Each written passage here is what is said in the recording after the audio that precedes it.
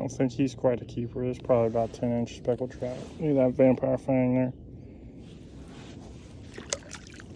See you later, buddy.